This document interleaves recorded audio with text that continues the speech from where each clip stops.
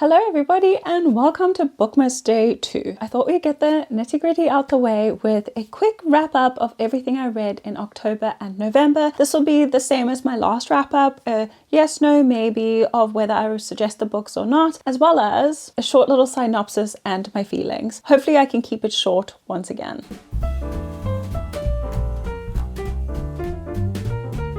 You may or may not know that I am not home in South Africa. I'm currently in the UK with my husband on a little bit of a holiday, so I don't have a lot of the books with me because I didn't want to travel all the way around the world with books that I already read, but I do have a stack of books that I've read while I was here. So let's get into stats firstly. And the stats are quite interesting for the last 2 months because I read a lot of different things. So starting with the mediums of books that I read 4 Kindle books, 15 physical books, 3 of them were from my library, and I also DNF 2 books. The genre breakdown, we have 9. Sorry, I'm reading from my lap. I always do this, but I can't do this. And I can't remember off the top of my head either. But I read 9 thrillers, 5 fantasy, 2 general fiction, 1/2 sci-fi. One of them was like a thriller sci-fi. You would have seen that in an October vlog, as well as 2 romances, which is very different for me. Altogether, I read 7,489 pages, which is quite average for me for 2 months. I think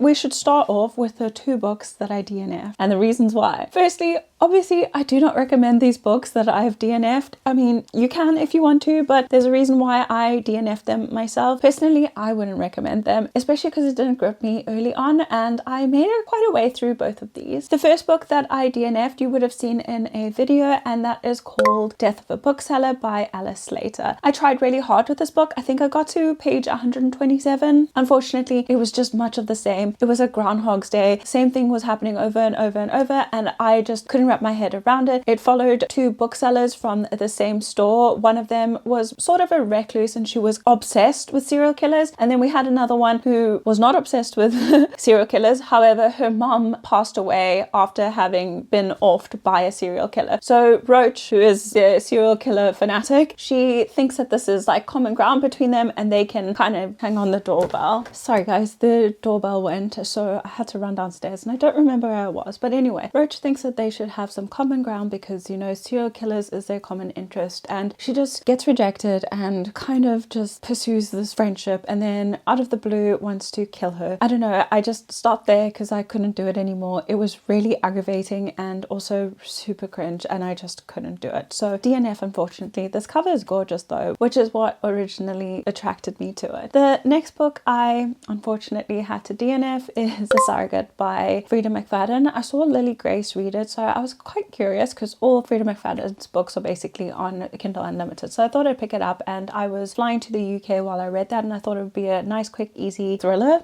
I almost said fantasy thriller. Unfortunately, it was none of those things. I didn't like the dynamics between the females. Like, it was about a surrogate, obviously, and she works with the main protagonist, and she offers to be her surrogate if they offer to cover her, or if they can agree to cover her schooling expenses and her living expenses during those 9 months and slightly afterwards. However, the surrogate takes it upon herself and decides to take over the main protagonist's life. I can't handle when females do that to females, and it just gave me the ick and I couldn't do it anymore. I'm not entirely sure how far I got in that book. I want to say I got around 50%, and it got to me, so no, would not recommend. Then moving on to the books that I did complete. Again, like I said, I don't have all the books with me, so there will be pictures up on the screen. So the first book that I did complete was another Frida McFadden. I listen to audiobooks while I do things, but this was kind of audiobook and reading it on my Kindle, and it was The Perfect Son by Frida McFadden. I would recommend this. This was a fun one. I thought it was slightly different from the usual thrillers that we do, and it follows obviously a mother and her son, and her son is described as like this really psychopathic child, and he always does these things that are wrong, and then people start going missing, and this mother's just like, oh my god, it's my son, I know it's my son, I don't know what to do, and she tries to help him and do all these things. At the end of it, it isn't the son at all, and it is actually stemmed from someone else in the family, and it was really, really, really fun and intriguing, and like I said, so different from her other books. So I would recommend this for a quick, easy thriller, and I gave it a 3.5 star. Next, for a video I did with emojis choosing my read reads for the week. First book I picked up was Girl Goddess Queen by B.F. Fitzgerald. This I gave a 2.75 to, which says a lot. It is a YA fantasy, which should tell you a lot, but I love YA fantasies usually. This is a Persephone and Hades retelling. She goes down to hell to seek asylum, and the two of them kind of build a relationship. Her dad, who is Zeus, doesn't take her very seriously, and neither does her mom. She just wants to live her own life, and she's having to be introduced to men that her dad chooses for her to marry. And it could have been such a good story, but it was just so long, and she was so selfish and self-entitled and self-centered. I guess a child of two gods can be like that, but I just didn't like the way it was written. It was over 500 pages. It was just too much. So personally, I wouldn't recommend. It does have a second book coming out, or that is out currently, but I wouldn't recommend it. I thought it was dragged out. However, if you do like Greek mythology and all of that, I think you might enjoy it. Like, I like the imagery and I did like her writing style. It was just the route that she took to get there was unnecessary, as well as a lot of like contradictory language was used. Like in the same sentence, she would contradict herself constantly, and it was just too much, and I personally didn't enjoy it. So I would say no. This book I actually saw Rachel Catherine read, and I was very interested because I saw the cover and I heard that it was very similar to Daisy Jones and the Six. So I decided to pick it up in this video, which I think we had like a bearded man pick it. It is Songs in Ursa Major. I always struggle to say that title, by Emma Brody, and this I gave a 4-star to. I really enjoyed this. I think it was more general fiction though. This is under the general fiction that I think that I read, because it wasn't really a love story. It was more of like a female coming into power, coming into herself, and I really liked it. Usually I don't like books like this because I find them really tedious and mundane. I am along in age, so I can't always relate to things like that because I think it's just insufferable and annoying that people just bang on about things. This follows Jessie and Jane. Well, Jane is an up-and-coming artist. She plays within a band and she gets discovered at this festival where Jessie was meant to play, but he was in a car accident and actually in recovery. So she covered for him. They get signed, but they want her kind of to go on her own, and she won't allow it because she's played with her band for ages. She declines that, and her band and herself start making an album with this record label, and females weren't taken very seriously at this time. It was around the 1970s. She was kind of shunned a lot of the time with her ideas, and she was the main person who wrote all the music. She could play multiple different musical instruments without having physically been taught it. I just love following her journey. It was annoying at times because she's very headstrong and she feels like she knows best, but obviously an executive at a music label knows better than you do a lot of the times, but sometimes she was just shoved into the corner because she was a female and she was meant to be like this sex symbol, and she refused to do that. But herself and Jessie kind of cross paths and they start this relationship, but Jessie's full of secrets. He just can't be honest with himself, and Jane has a family secret that she's hiding. So the two of them kind of need to navigate these things, and I love the ending of this book because it wasn't your typical ending to a book, and I thought it was great. So I would recommend, especially if you like books about music or bands or even historical fictional bands, I think you would really enjoy that. That was a long explanation, but I would 100% recommend this. I thought it was a really great time. The writing was so easy. It was not too embellished and it still got the point across, and I thought it was amazing. Next, I read, this was on my Kindle, A Vow of Embers, which I actually had pre-ordered because I read A Tribute of Fire. I was disappointed in this book. I thought it would pick up immediately after the previous one ended because I thought the previous one was amazing. I gave it a 4.75. This one wasn't the worst, but it just didn't go in the direction that I thought it would, and I felt like too many things were just thrown into the pot to make it interesting and make it exciting and shocking, and I felt like there were things that we didn't explore, and I think maybe it was like sort of a bridging book, but it just carried on too long, and I felt like the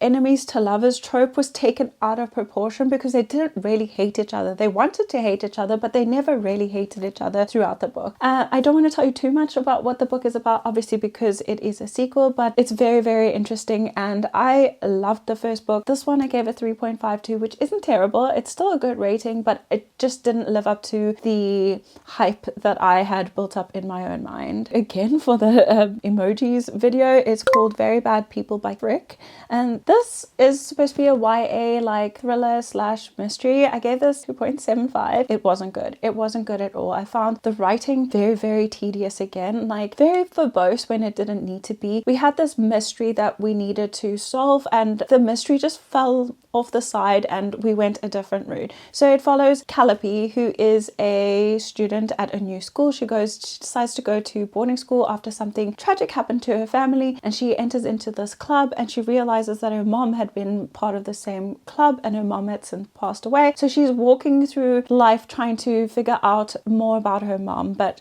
during this she's supposed to unfold this mystery. But like I said, it kind of just ended up being about her friendships and relationships and learning right from wrong rather than the mystery. So no, I wouldn't recommend it. It wasn't that good. Then this is a video I did for books under 10,000 reviews. These are literally my favorite videos to film because I'm finding so many different authors and different books that I would have never picked up before. I love it. For this edition, or episode, shall I say, I read Every Move You Make by C.L. Taylor. I've said this before, I really like C.L. Taylor. There was only one book that she's written that I didn't like, but everything else is really, really fast-paced, really interesting. And this one followed stalkers. Well, it didn't follow stalkers. It followed people who were being stalked, and it was a group of 5 people. They all had stalkers. They met on a forum and then took it outside and had a WhatsApp group, and they all would have each other's backs and ask about things, and they'd come together and just be there for each other as people who have all been through basically the same thing. Unfortunately, one of the girls does end up being attacked by her stalker as he gets out of jail for stalking, and she ends up losing her life. At the funeral, all of these people that are still in the group meet for the first time in person. They get a letter or a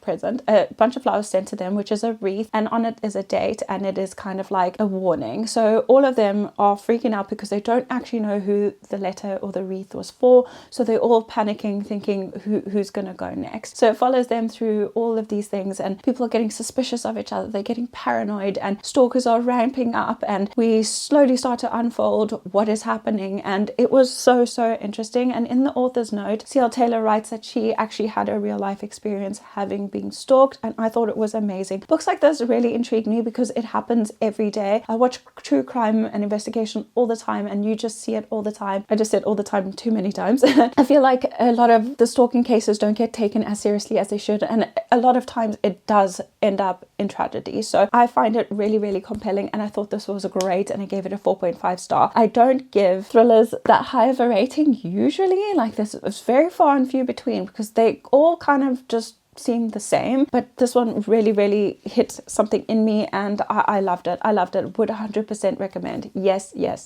Then we have An Ocean of Minutes, and I love the concept of this book. I think the execution wasn't great, so I ended up giving this a 3 star. And while I was reading the book, I was just like interested, but still nothing.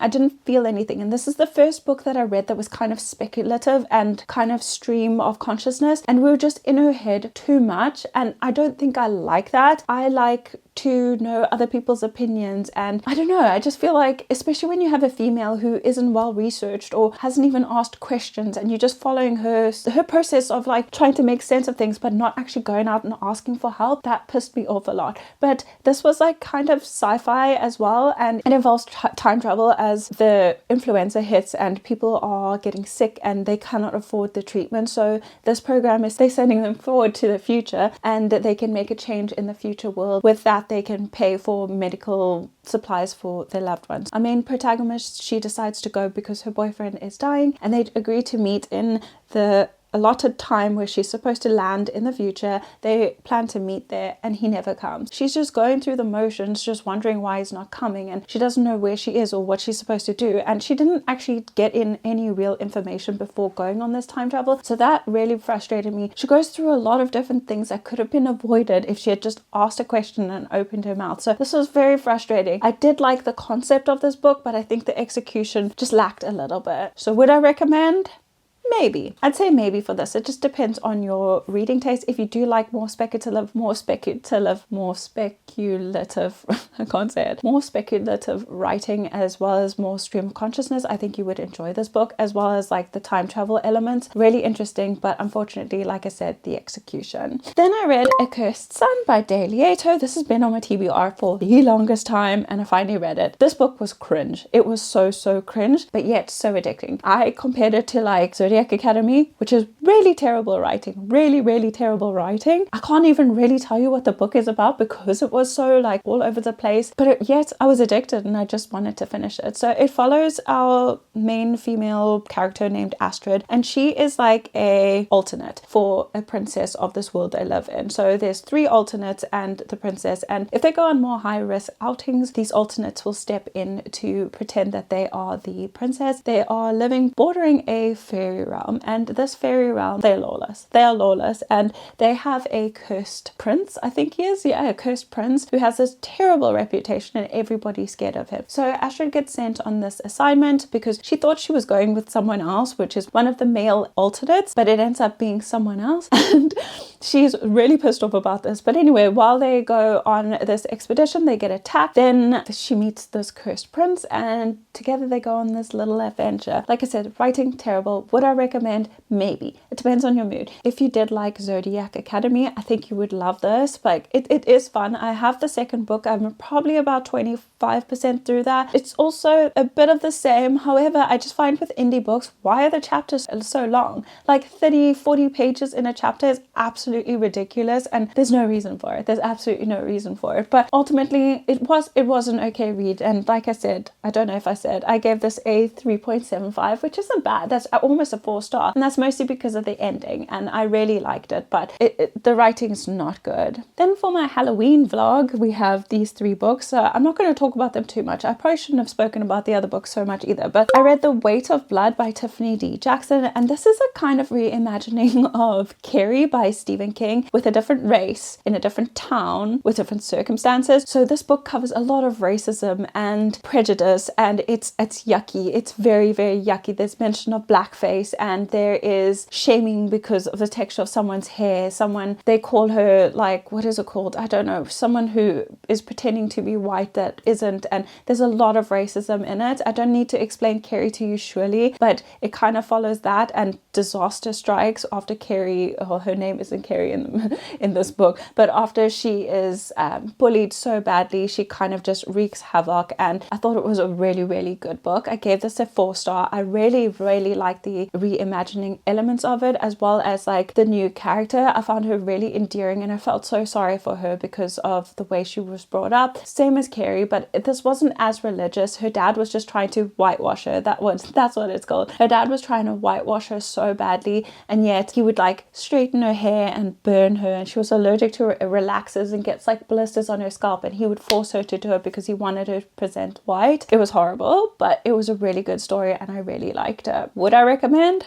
Yes. Then I read One of Us is Lying. I've watched the Netflix series, really like that. I don't know if you guys know, but it follows 4 or 5 teenagers in detention. One of them passes away, and then all of them start getting weird messages and whatever, and they're trying to figure out who killed this kid. Fun time. Kind of gives me Pretty Little Liars vibes, but not so much. It was good. I did like the book more than I liked the series, but it still wasn't like the most amazing thing I ever read. So 3 stars for this. Would I recommend? Yes. It's a really quick, easy palate cleanser if that's what you want. Then this is another sci-fi-ish book, and it is My Murder by Katie Williams. I don't remember my rating for this book. I didn't add it on any of my apps, so please, I'll just add it on the screen. Would I recommend this though?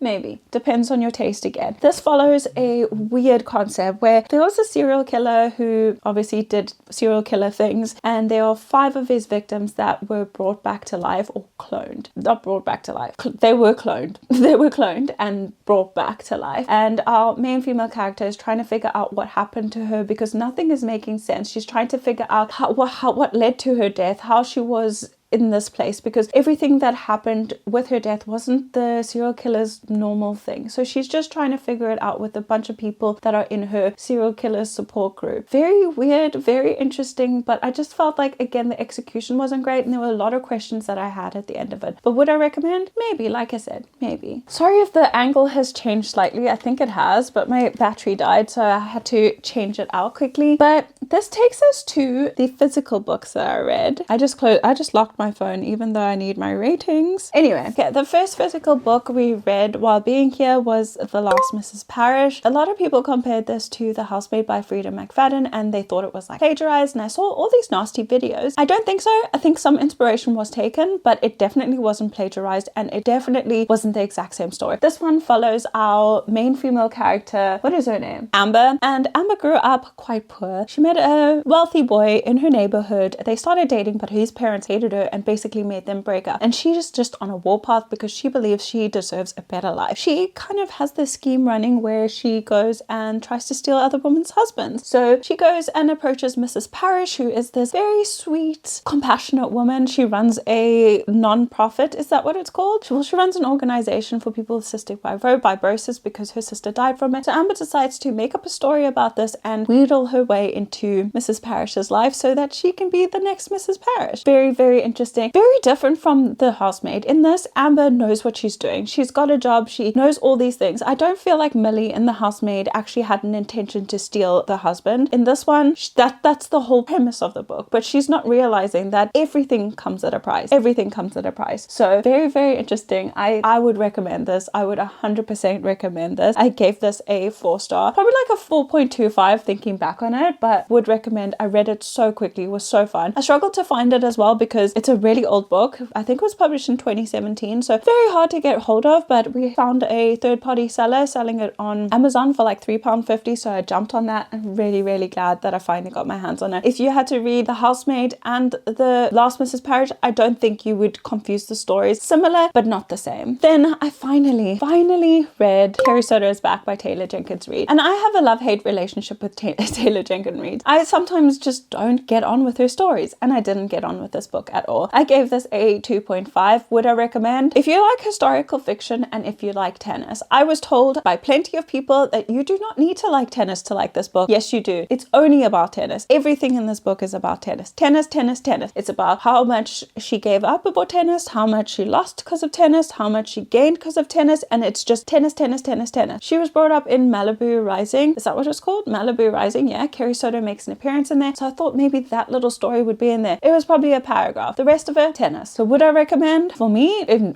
my reading taste, or if your reading taste is even remotely similar to mine, no, this was tedious. It was so hard to read. Nay, I'm not even gonna say much about this. Yes, 5 stars. Throne of Glass is all I have to say. Yes, 5 stars.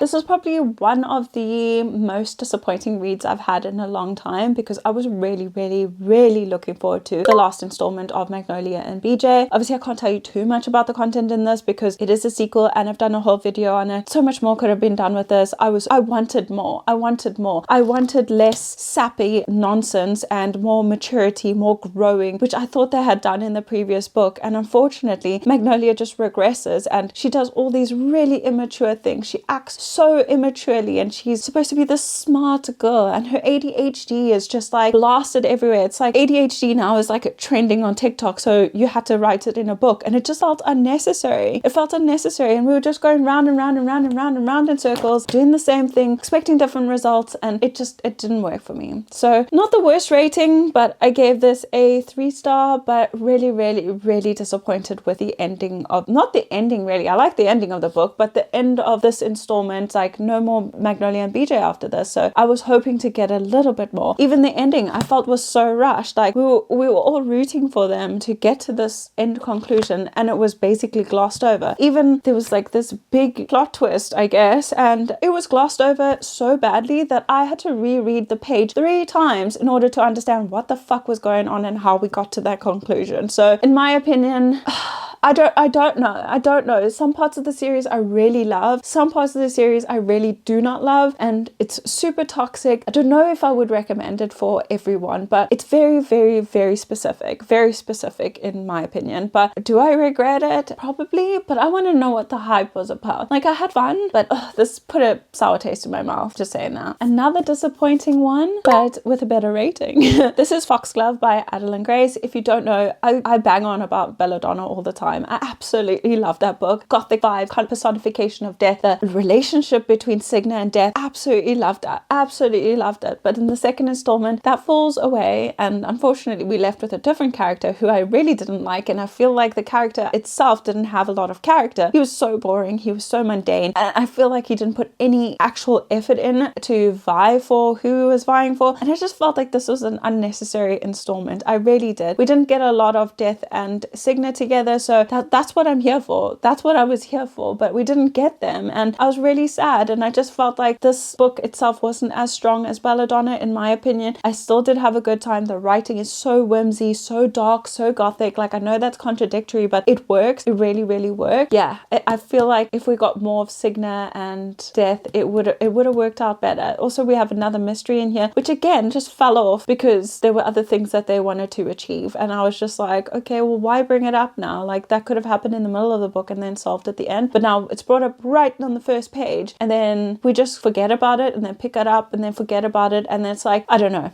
I just feel like, oh, I don't know, but I'm disappointed. But I gave it a 4-star. Would I recommend? Yes, the series is great. It's just this one was a little bit disappointing. And then coming up to our last book that we read, Never Never by Colleen Hoover. I did say I wasn't going to read this on camera because I don't really support Colleen Hoover, but I thought, well, it's Colleen Hoover and Taryn Fisher. But I still have a few books on her backlist that I want to get through. And as you know, her books are so easy to read. It's very surface and very controversial, but I still wanted to give it a try. And I actually like this one. I gave it a 3-star, and this is basically Groundhog's Day. It's these two teenagers who lose their memory like every 2 days and then kind of have to reboot and remind themselves who everybody is, what everything is about, like this whole process, and they kind of have to solve or come to some sort of conclusion in order for this to stop happening. So it's kind of magical realism, and I found it really fun. Even though they were waking up every 2 days, forgetting everything, every time they woke up and had to rediscover who they are and whatever, it was a different scenario. So I really, really did like it. I did get a bit impatient around, like, I want to say the 60% mark. I was like, okay, come on, can we just figure this out now? Because it was getting a little bit too much. But after that happened, I feel like it all kind of smoothed out, and yeah, I had a good time. So 3 stars. But that is everything that I read in October and November. I know this was a very long video once again, as I do them. I thought it would be more speedy, but I'm alone here and I have no one to talk to. I'm like, I spent like an hour and a half on the phone with my sister this morning. Sometimes I just talk, and I talk in circles. So that is who I am. But that is it for today's video, guys. I hope you did enjoy it. Please remember to like and subscribe. Also, let me know if you've read any of these books and what your ratings were, and any of the books that I DNF'd, what your opinion was. I'd really love to know that. But with that being said, I'll see you all tomorrow for another video. Bye, guys.